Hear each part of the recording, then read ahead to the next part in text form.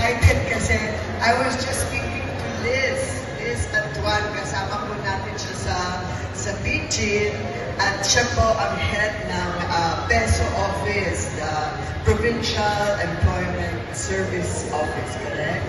And she was explaining to me na we are holding this nga itong job fair, pero nagle-level up kasi kasama po natin ang DOH, nandiyan po si Regional Director na si Dr. Paz si Jonko, Paula Paz si Jonko, meron na rin daw tayong services dyan, and also in cooperation with DSWD, na meron po mga services na dito na makukuha ninyo para hindi na kayo pumunta anywhere else, yung mga medical na mga lab na yun.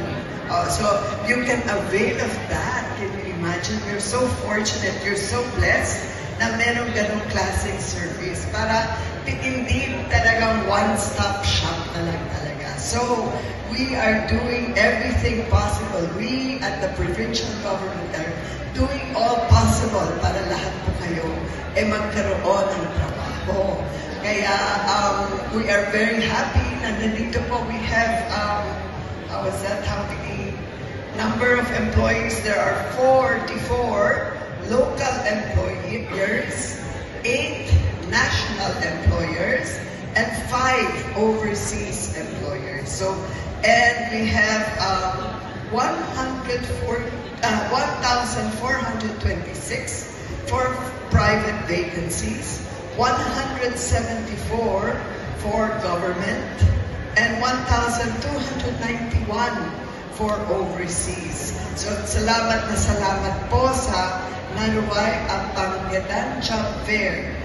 Together po with our DSWD asset, Irene Dumlao, nakasama lang namin sa provincial sa Capitol, at nandito po si Paz from DOH, Paz si Jonko.